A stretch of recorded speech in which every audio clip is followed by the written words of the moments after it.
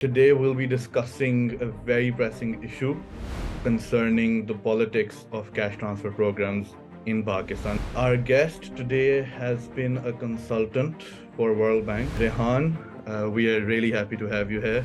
The origins of cash transfer programs really goes back to Latin America in some ways, and in the aftermath of neoliberal reform that many countries in the global south, liberalizing capital markets, privatizing, because the diagnosis at that time in the 90s, particularly with what we now look back and call the Washington Consensus, was that the state is the locus of corruption and rent seeking.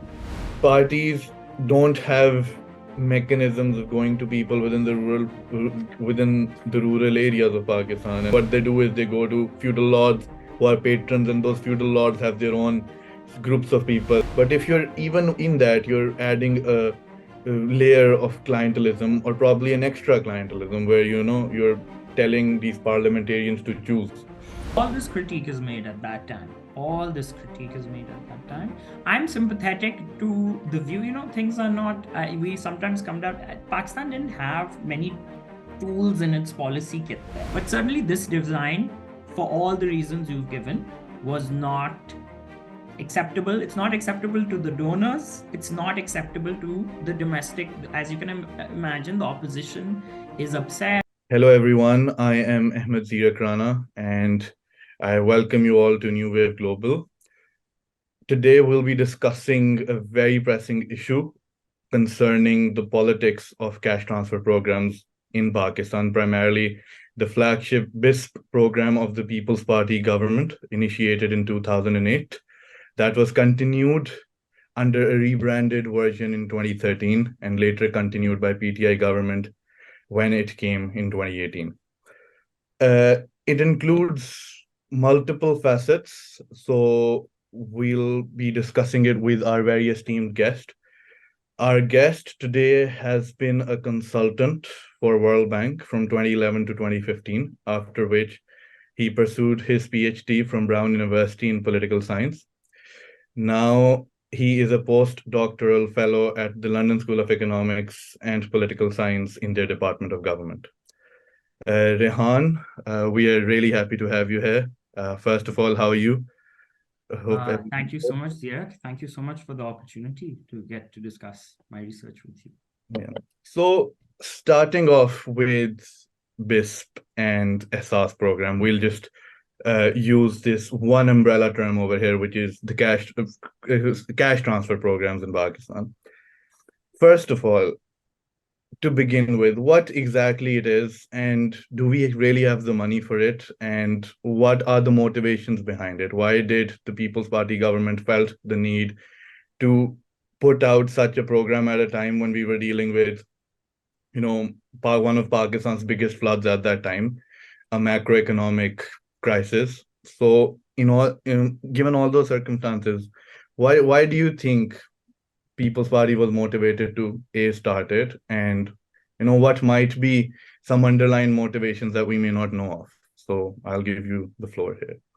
Thanks, Zeerak. That's a really interesting question, and something that has sort of animated my research, my own doctoral research, and now the book project that's looking at the political origins of social policy expansion in Pakistan and its consequences over the last 20 years.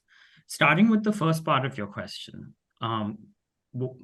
why cash transfers, and why does the Pakistani government in 2008, at a time, as you rightly said, of economic crisis, transition from military rule to civil rule, oil prices and inflation being high, a transition that is resonant yet again for us. So not a lot has changed, but not a lot has changed. So why does that begs the question, right, that you posed? Why does the government decide to launch such a big, ambitious program? Let me take one step back very quickly and say, so one is there is a zeitgeist, right? And the origins of cash transfer programs really goes back to Latin America in some ways. And in the aftermath of neoliberal reform that many countries in the global south were liberalizing capital markets, privatizing, because the diagnosis at that time in the 90s, particularly with what we now look back and call the Washington Consensus, was that the state is the locus of corruption and rent seeking, particularly in developing countries. So you have extensive privatization, sort of reorienting of this, the new lean, thin state, this hope that market-led growth will be the driver of poverty alleviation.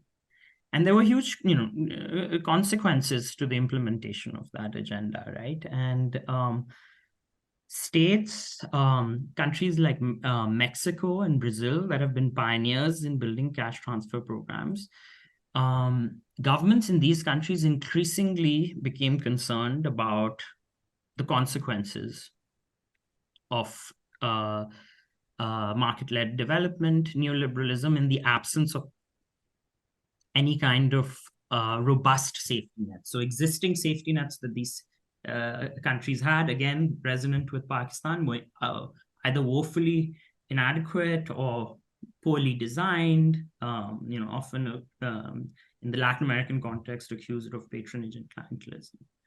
So governments in these countries, taking, for example, the Mexican government, which is one of the pioneers, their program Progresa is one of now the most heavily evaluated cash transfer programs in the world, designed these programs where they decided to do, the most important feature to tell you is these are targeted programs, right? So they're targeted at a specific segment of the population, typically vulnerable populations, typically poorest of the poor, and most importantly, again, for the program we're going to talk about in Pakistan, they're often targeted at women, and the philosophy there, and there's been some debate about this, is that the idea of giving it to mothers in particular, so married women with children, and the idea is that women are more likely to spend this on household welfare, particularly the welfare of children. So there'll be investments in education and health.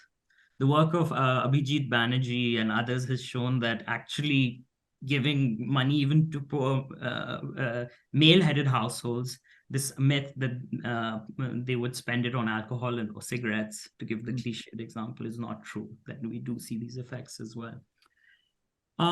So Mexico implemented this program, which was initially called Progresa. It's also had many iterations of name changes.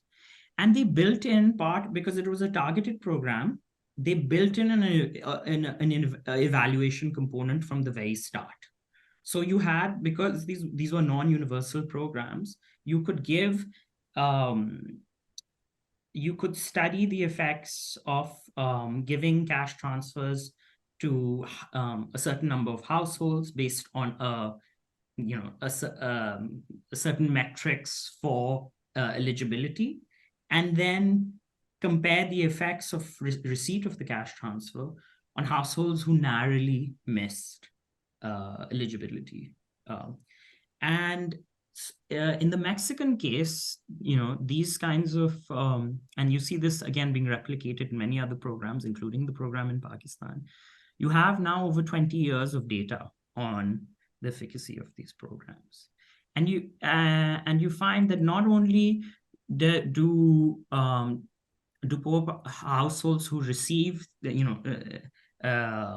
these transfers from the state, not only are they spending them on things we would immediately expect them to spend on, right? Food, for example, flour, tea, depending on the context, essential items.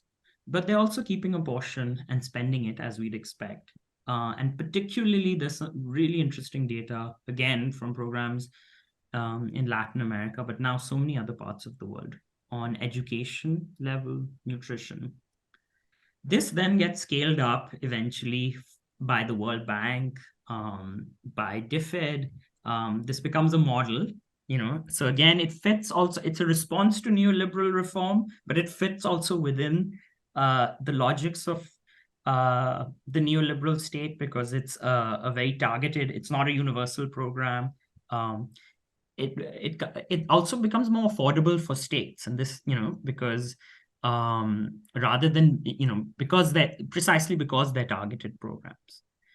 And there's a policy diffusion effect, right? So in the early 2000s, you see, early to late 2000s, you see these programs gradually moving out of Latin America, emerging. Bangladesh develops a CCT program, a conditional cash transfer program.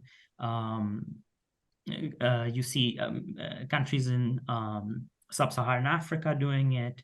And then Pakistan in 2008 becomes a very prominent case. So that's the global, that's the global setting. In my own work, I was really interested in the domestic story in Pakistan. So, okay, we know this wider story that I've just broadly charted out to you, that there is there's policy diffusion. You have powerful multilateral organizations like the World Bank, DFID, the donor organizations eventually come around to supporting these programs, helping design these programs. But why do governments implement these programs? And why do these programs then in some settings remain small pilots that die away, and other settings like in Pakistan become these big national programs that become part of the state? So in Pakistan, the story starts in my research around the transition from military rule to the return to party politics. And this is, in the political origin story that I tell in my doctoral dissertation, now book project, is how the transition to democracy creates these macro structural conditions for parties to once again do what parties do, right? Prepare manifestos, try and make policy appeals to voters. And the People's Party government, which had often, and often it still is, accused of a party that claims to be a party that represents the interests of the rural poor of Pakistan, that gave many of these iconic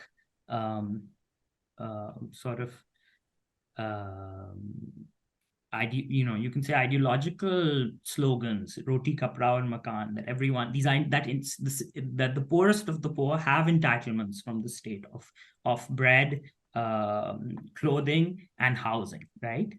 So how this party has done so little.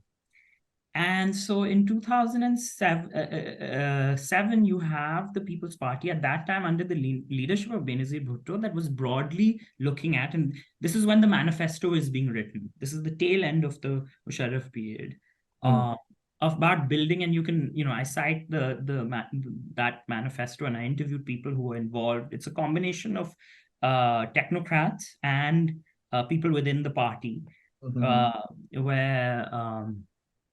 the party leadership under Benazir Bhutto had said, we want to build a new flagship anti-poverty program. It's very vague. There's no mention of cash transfers. Parties make all sorts of promises, right? So it doesn't mean much right now, but there's some articulation, some vague articulation of a vision.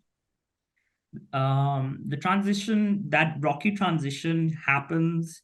Benazir Bhutto is assassinated in that election.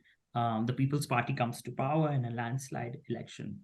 What is remarkable then is how fast, given that Pakistan is at that time in the midst of economic crisis, inflation being really high, oil prices, all the standard issues of and growth had just slumped, right? Because Pakistan was politically also in turmoil, right? So there were two crises, again, resonant with the current moment. You have exogenous shocks from the commodity markets, you have a slump in growth, and you have political chaos in the Gulf. That puts huge pressures on an elected government, especially inflation being high, and especially an elected government where a large part of their constituency is the rural poor. And that's where you see, as early as within the first 2008, the People's Party government called some of the leading economists of Pakistan, and I interviewed many of them, economists, social policy experts in Pakistan, and has this meeting saying, we want to build this program, we want to build a flagship program, we want to build it in the memory of our party leader. What should we do? And all sorts of ideas were thrown around. The standard ideas were microcredit program, things that have been tried to varying degrees of success in Pakistan. India, interestingly enough, and this is something I'm interested in, had started at that time the NREGA program, which you might have heard of, this big public works program, and that under the Congress Party led UPA government in around 2005-06. They had started a public works program. So there were proponents in Pakistan, again, looking at the international scenario, who were saying Pakistan should do a public works program. And Pakistan had a history, again, in the 70s and during the Zulfikar Ali Bhutto period, of limited public works programs. All these ideas, and I get into the debates about how, the battle over policy ideas are eventually scrapped in favor of doing a cash transfer program. And here, I interviewed people who are involved with the early phase of the program. So people like Dr. Kaisar Bengali, who was the first chairperson of BISP, Shahnaz Wazir Ali from the People's Party side, who was played a very important role in that government's on health and education, and she was also involved with BISP. They had accepted the idea of building a cash transfer program, and they wanted to build a new program. And of course, they were, informally in consultation with many of the donors, etc. So there is this, these ideas are not coming in vacuum. The World Bank, interestingly enough, wanted to reform the Pakistan Baitul Mal. They said, you have a structure, it's a small program, it's a very poorly designed program, don't reinvent the wheel. Let's work on reforming this program. And Baitul Mal also had been giving small cash transfers. So there was already an infrastructure. The People's Party government was keen to do something totally new that has their signature on it and do something very ambitious. So they were not happy with reforming the Baitul Mal, which BISP was created. Interestingly enough, again, the World Bank was agnostic on whether the program should be targeted at women. They were more interested in the mechanisms, that the targeting should be rules-based. The targeting, at that time, we can talk about it more. The World Bank was promoting, particularly in developing countries where mean-tested data is difficult to collect, what's called a proxy means test, what the government of Pakistan eventually adopted. And the government of Pakistan, the People's Party government, insisted it be targeted at women. Again, you can, there's a welfare argument that I've already signaled to you, but there's also, parties also, there's a political dimension to it, and one shouldn't be dismissive of that, targeting their voters, large numbers of rural women, particularly in Sindh and southern Punjab, vote for the party. So the party was very, and this aspect perhaps of women's empowerment, which becomes then a very much an explicit stated goal of the program. So the party leadership, going all the way to the top, to Asif Zardari, insists that the program is going to be targeted at women. And this is unprecedented in Pakistan and has huge consequences, not just for design, but then for implementation and outcomes. So the program is established, it already from day one, it gets, it starts in, there's a small setup, but eventually builds up to a federal line ministry in Pakistan. It has a chairperson, and an independent board. And it's majority funded through the government of Pakistan, but the government doesn't have the resources yet, to scale up, and the government doesn't have the technical expertise to do targeting, So this question of targeting, and feel free to stop me at any point that interests you, is a big question, right? And it's not just a technical question for economists to talk about, it's a political question, right? And this is what interests me, because this is fundamentally a question about distribution. in a setting where the state resources are so limited anyway, how are you going to distribute these resources? What are the modalities of distribution and the rules of distribution, right? And for scholars of social policy and distributive politics, we obsess over this, in political, like, are these, and there's this whole debate. Typically, what you see in developing countries is very opaque programs and Pakistan certainly has a history of this, where the rules are vague, unclear, they're amenable to discretion, highly discretionary, right? The head of the program, or in the case of previous programs in Pakistan, like Zakat, Pakistan and Baitul Mal, in Zakat you have religious scholars are giving transfers,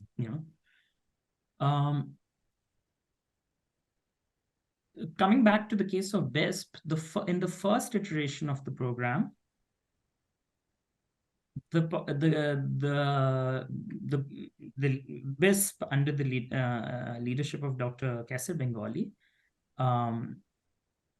decides to develop this partnership with NADRA, which is Pakistan's big, and very powerful national identity card issuing authority. Biometric cards, Pakistan is already. And they had, at that time, we're talking about 2008, right? So this is a while ago, very crude, NADRA is not doesn't have a poverty registry, right? They're an ID card issuing authority. But they had some filters that the government could use for targeting. For example, have things that we all fill out if you apply for a national identity card in Pakistan, things like education levels, things like, have you ever owned a passport? These broad filters that you can use for, exclusion from the program. They're not precise enough. They're not, as fine-grained for targeting, but this is what they had. And then, so one is, so that's one part, this partnership with NADRA and using the existing filters of the database with whoever at that time had national identity cards. The second was, and this is the slightly controversial part, is going to parliamentarians and elected representatives in the upper and lower houses of Pakistan's parliament, so Senate and the National Assembly. And each parliamentarian and senator was given a list of up to 8,000 nominees that they could send from their constituencies to BISP. BISP would then send those names, essentially names and identity cards, to NADRA. NADRA would run the filters. And if they passed those filters and indeed didn't own a passport and didn't have, had below, primary or below education, they would get the program in theory. So this is how the program starts. As you can imagine, there is a lot of critique and criticism of this early design of the program. So basically, I mean, now that you have mentioned that there was some, not some, but a large level of political discretion involved in who is going to be selected. When we talk about Pakistan, especially the Pakistan of 2008 to, let's say, 2010, where we have sort of just transitioned into democracy, and whatever semblance of democracy we had was highly based on networks of clientelism and patronage, where, parties don't have mechanisms of going to people within the rural areas of Pakistan and institutionally campaigning. What they do is they go to feudal lords who are patrons, and those feudal lords have their own groups of people, and how it works is you give a favor to the feudal lord, then feudal lord disperses it at his or her discretion. In most cases it's a male feudal lord. So in that case, what we sort of see is that what this program should have sort of ideally, pushed for is to give more autonomy to people who sort of needed it. But if you're even in that, you're adding a layer of clientelism, or probably an extra clientelism, where you're telling these parliamentarians to choose Yeah. which people are eligible for this cash transfer program. Yeah. Sort of obviously, leads on to this narrative, and rightfully so, that this is not a universal cash transfer program, but rather a political tool used by the state in power. Some Yeah. people might say that it's even, one form of abuse of power, just because that you can manage it. You are choosing, your own. Yeah. You're giving more funds to your parliamentarians. This is the same example of giving development funds to your own MNAs, Yeah. rather than So to the. all this critique is made at that time. All this critique is made at that time. I'm sympathetic to the view, things are not, we sometimes come down, Pakistan didn't have many tools in its policy kit then, even the best man. But certainly this design, for all the reasons you've given, was not acceptable. It's not acceptable to the donors. It's not acceptable to the domestic. As you can imagine, the opposition is upset. The opposition says, we're going to boycott this program. This is another waste of state patronage program, the PTI. The targeting of women was not acceptable. It was new and not heard of in Pakistan at the time. You had, one of the interviews I did with Dr. Kaisar Bengali, he said we had delegations come from the former FATA district saying that in our districts, women don't have national identity cards. We have no history of women getting these transfers. Make an exception for our district with the women, and claiming tribal tradition. The government of Pakistan refused. And what is interesting, even in that early phase, you have all the opposition parties signing up, perhaps purely for instrumental reasons. Everyone, opposition and the treasury benches, everyone wants to, this is great for your own constituency, for building your own profile in your constituency. Even in the former tribal, there was almost 100% take up in terms of filling out the nominations. And then a lot of them would just get rejected. But 2010, the government decides to phase out what is called the parliamentarians targeting. And the government decides, if we really want to scale up this program, if we really want to get funding, and this is where I have a two-part, for the second part about institutionalization. So one is origins, right? That's already happened. Whatever shape or form this program takes, it's there. The second is institutionalization, not just an institutionalization over time.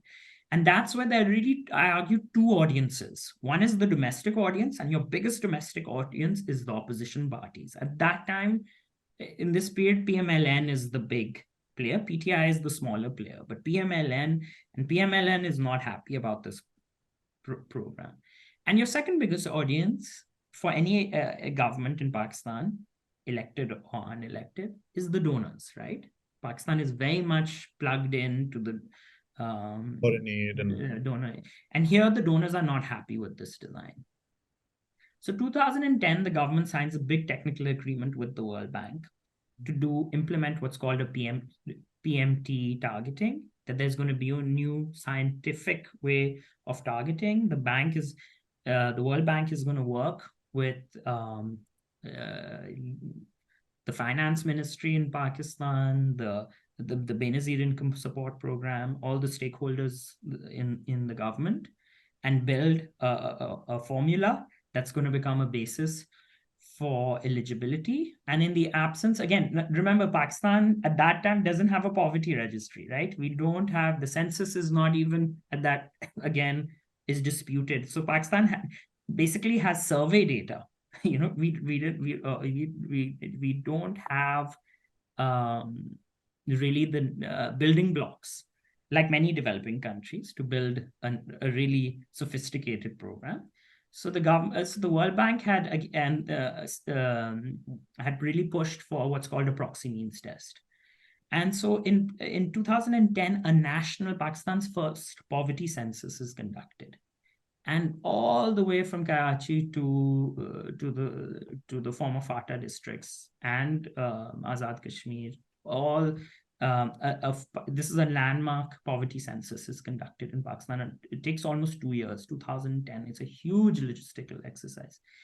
And the government creates a poverty, with the help of the World Bank, designs a poverty scorecard where assets and durable goods, visible durable goods in a typical Pakistani household, are used as proxies for household welfare. And based on it's called a poverty, they call it a poverty scorecard. And based on this scorecard, you either are included or excluded in the program. And the government sets an eligibility criteria. This is a little ad hoc for administrative reasons, of 16.17 out of 100 for inclusion in the program. And these were budget, because of budget, they had done these budgetary forecasts. And they wanted, the idea was first to a target of getting to 50% of the 15% of the poorest households, and then eventually scale up to 20%. So that is done. That becomes the basis for Pakistan's first poverty registry. And then you see the birth pangs of this new program, this more sophisticated program, right? That comes into being. The donors are playing a big role. And what I was telling you, now BISP starts looking like a lot of its international, it starts to look a lot like its international peers. So an evaluation component is built into the program, right? Because now you have the new form of targeting that's being implemented. This develops this research cell, economists from both local economists from within Pakistan who are being recruited into the program to work on monitoring and evaluation. Then you have academics and donor consultants coming, and the birth of evaluation of this program starts.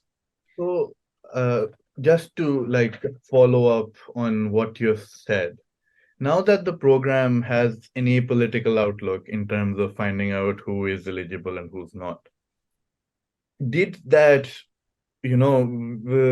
introduction of this World Bank endorsed framework actually reduced the networks of clientelism getting involved when where cash transfers are, involved, or were they still there, and did it impact, voting behavior in one way, shape, or form? Because if we see, the interest of People's Party would be to maintain control over the rural population.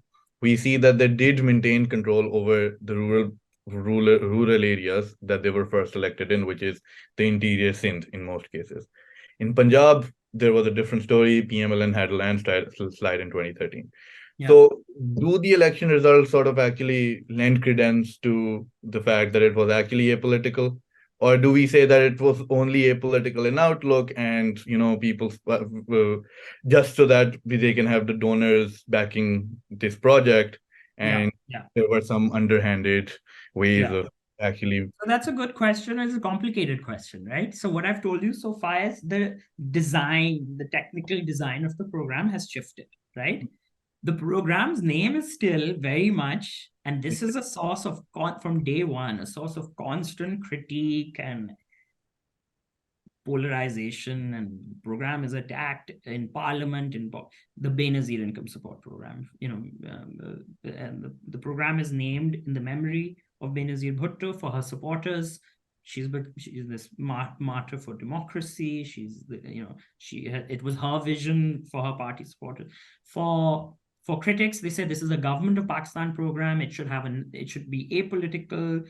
It's not in principle, and otherwise tomorrow it'll be the Nawaz Sharif program or the Imran Khan program. This is an institution of state, and it's a welfare program going to the poorest of the poor. So that argument is, that debate happens, and that debate is there from, is that the branding of the program is a source of political concern for all the opposition parties, especially from day one, as I said, but especially as the program is developing roots in the country, that this is not just some programs come and go in Pakistan, that so it's more interesting when you see programs develop roots in Pakistan that build over time. And not all programs that scale up are good programs either. So how, so there's critique and there's interest in this program, but certainly popular opinion is not favorable, at least amongst Pakistan's political elites at this time.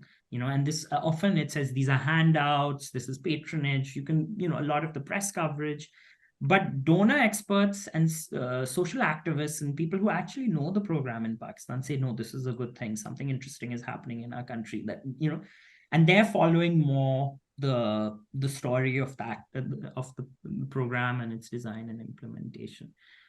I want to say one thing on the first part of your question and then come to the second part, which is, I guess, of interest to a lot of people, as what are the electoral concepts. But before getting to that, I want to flag the work of Kate Viboni, who's actually studied, she's an economist, I think based at Duke University. She's actually studied, you may want to interview her, she's actually studied the transition from the parliamentary targeting to the PMT, right? And she has actually, her work, and in some ways indirectly my own work, but she's done this in a much more explicit and robust way, has really shows that this leads to a reduction in patronage, improved targeting, right? So that's, we have evidence, some good evidence to show that already, in terms of purely in the world of targeting, this shift is a good one, right? You have groups like, you have third-party evaluations like Oxford Policy Management, etc., that are looking at outcomes of, so okay, now you move to this targeting, the explicit goals are poverty alleviation, gender empowerment, and these are the stated goals, right, of the program. And then there's work on improving household nutrition, given rural households, all the issues in the world, stunting, malnutrition, right?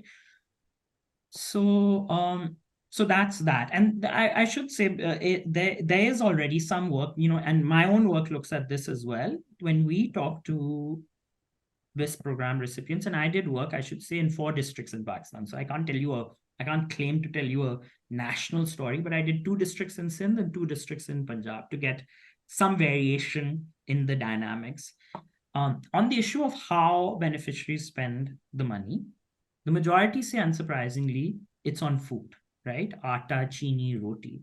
And these, we think this is really important, right? Because already in households that are food scarce households, low nutrition, this is already important, right? And the long-term nutrition impacts are important.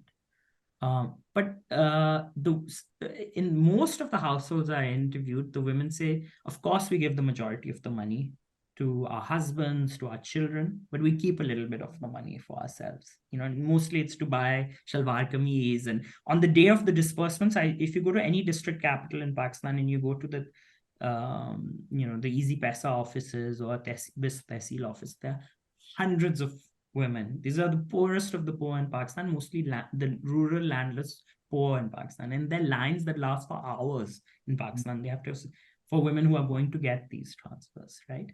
So these transfers, it's now been over, a decade and a half now since they've been implemented, and have become a lifeline for these households. So that this comes to the second part of your question. That's still, so you, even though you have, on the one hand, the program is building credibility, it's building a body of evidence that there, that there are some effects, they're marginal effects. Well, in some cases, they're not even marginal, they're quite significant effects, but, and we expect these effects will grow over time, so there's a temporal, and it's not like you give cash transfers and you see all these results. But then there's this political story as well, and that is about, that this, okay, now you have this very successful program in Pakistan, a very big program in Pakistan, and it's named after a politician. And people, as you expect, like this program. The poor in Pakistan like this one. Elites in Pakistan don't like this program. So opposition parties start paying a lot of attention to this program. And in my own work, I show this, 2013 is a real test. It's a test for two reasons. It's a test for policy continuity. Will the program survive? Because now a government that has historically been, at the time, anti-welfare, more infrastructure, more growth, the PMLN government comes to power, a party that had critiqued the program a lot. And what are the electoral like that becomes an opportunity for at least even us as social scientists to see in some ways, in my case, retrospectively, does have a receipt of the program make you more likely to vote for the People's Party or not? So there are two things, and I can answer those separately. The first, I should just to cut to the chase, to end the suspense, on the electoral side, I counterintuitively find that in both 2013 and then I did fieldwork in 18-19, so I was able to look at the 18 election. And I asked recipients, I compare recipients and non-recipients, so people who got the program with people who narrowly missed eligibility for the program. And we're asking them about voting preferences and voting patterns in 13 and 18. And we see I find no significant jumps in voting for People's Party in either, or voting for the subsequent incumbents, because then the parties that came to power, like the PMLN, then claim credit for the program. But starting with the strongest effect we'd expect is it's named after Benazir Bhutto, and we don't see significant jumps. And if you remember, at the national level, 2013, People's Party there's a huge, even in constituencies in Khyber Pakhtunkhwa and Punjab, where there had been, People's Party gets reduced to southern Punjab, some districts in southern Punjab, and its core constituencies in Sindh. So this idea that BISP is going to be this big driving force in swinging the election in constituencies. And I argue part of that, and in a lot of my interviews, and I did a lot of this politics comes out at the local level. You know what you're talking about, patronage, etc.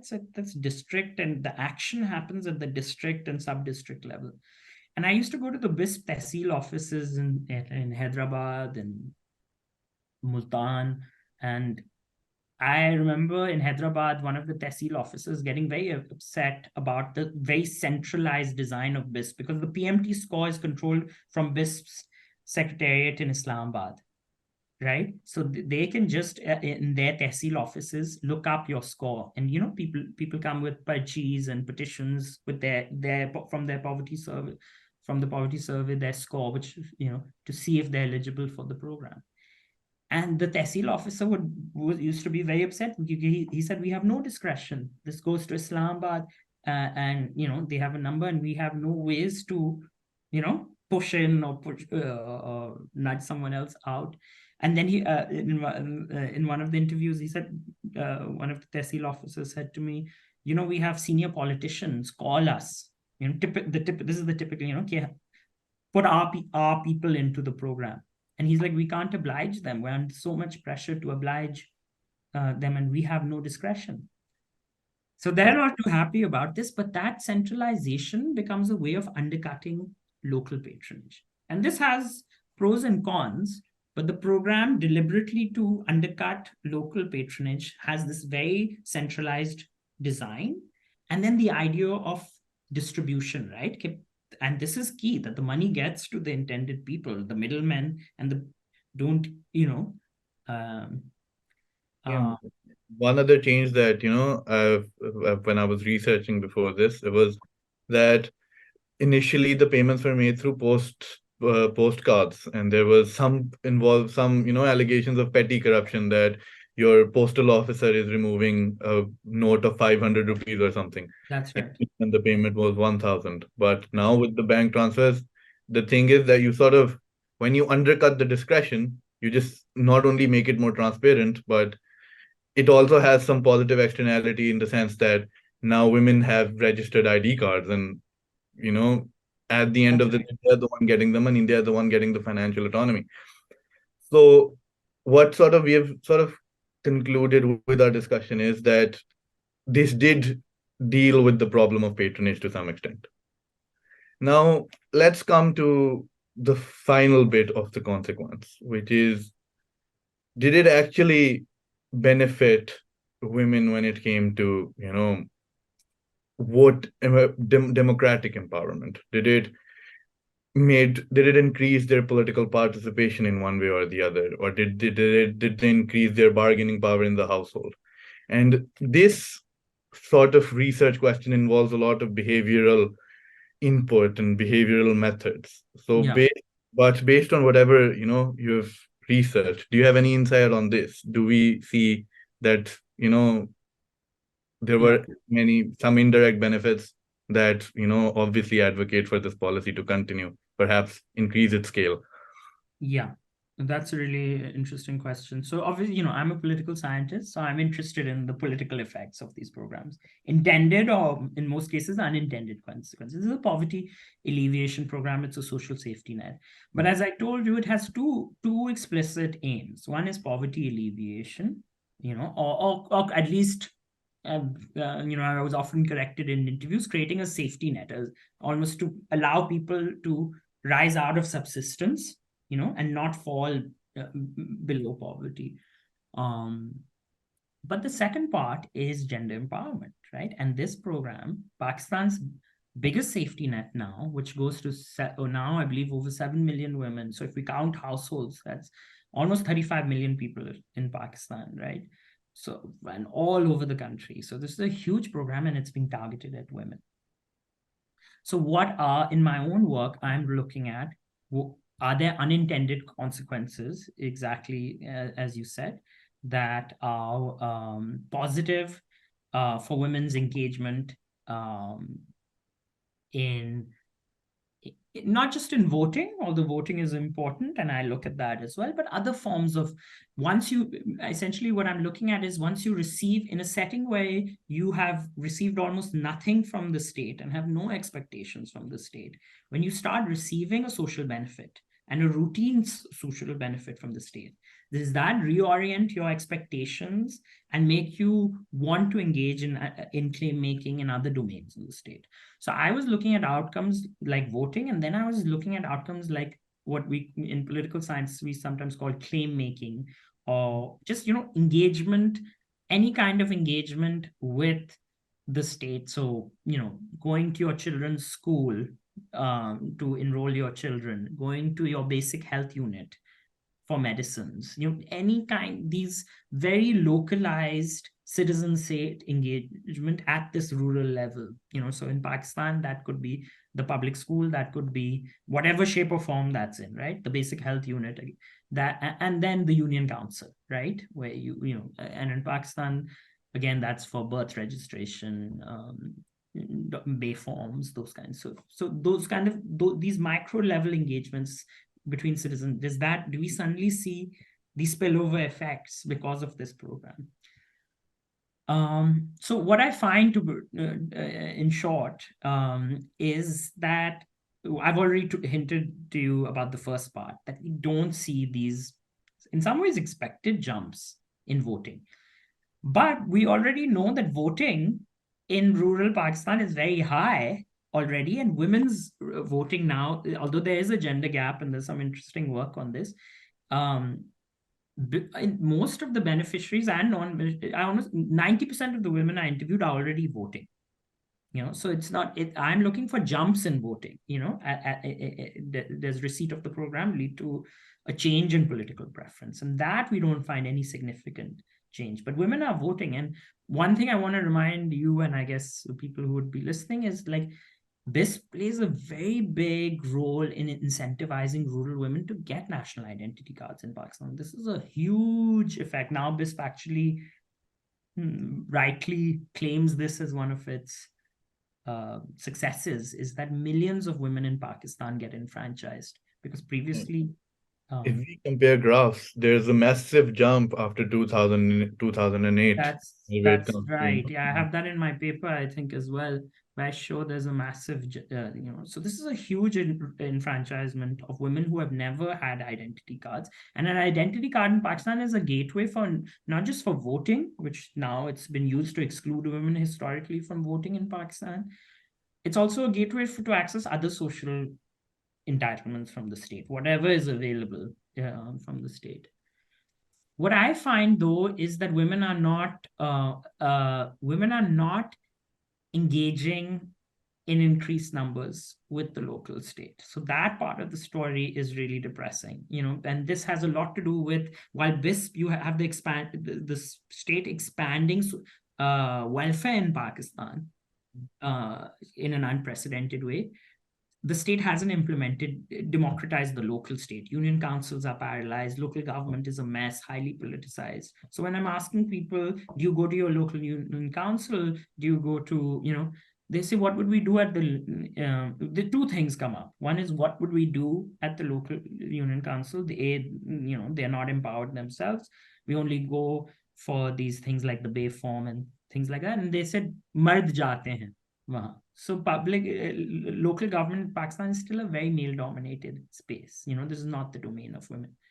What I do find is, though, that you see a reduction in economic dependency and on rural patronage. And this is the income effect, the supplementary income effect. So so typically rural debt dependency is a huge issue. So, you can call it circular debt at this very local level. Where, people debt from, depending on the place you live in Pakistan, because it varies. People use debt to pay off the previous debt and stay in the poverty trap, essentially. That's right. And typically your debtor could be anyone from your landlord to your kirani ki dukan to, in the worst case scenarios, you have rural, these local debt sharks that charge exorbitant amounts of interest.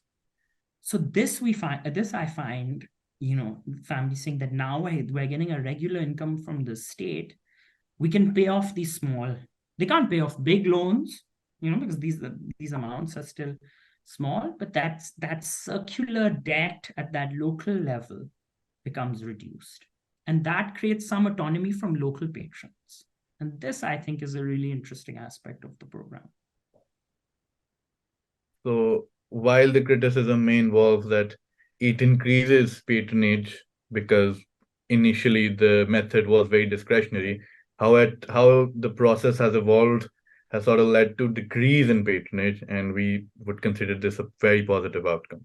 Yeah, and patronage, again, patronage is this big umbrella term, right? We often think of it as, there's almost a stereotype of feudal landlords or, patron-client relations, money or goods being exchanged. I'm talking about patronage at a very local level, where people's livelihoods, people's welfare is still very dependent upon these local patrons.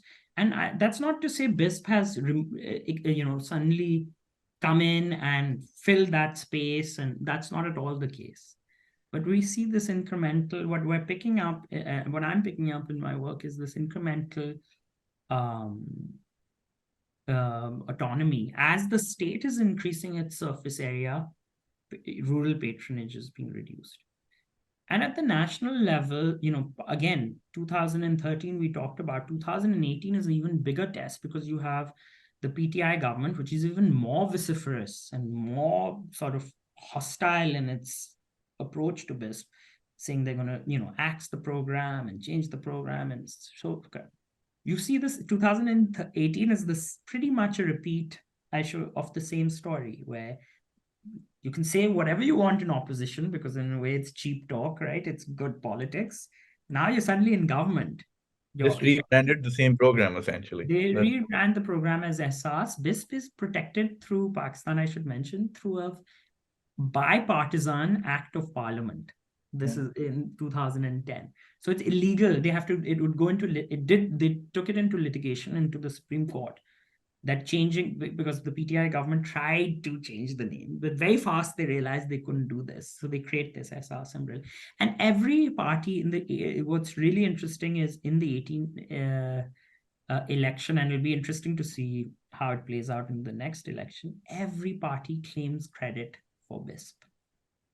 That we supported BISP. The PMLN is in their manifesto is saying that they, today if you talk to the PTI government, they say we built this program, we ended corruption in this program, and regardless of your politics, whether you support it, that for the point of policy continuity, that's a good thing, right? Parties that are hostile to the program are adopting and expanding the program. So, in one way or the other, we can say that cash transfer program at the level of BISP was initially, very shaky, but then it has evolved into something that everyone, all stakeholders have come to appreciate, whether it's the donors, whether it's the opposition parties, whether it's the same opposition parties in the government then.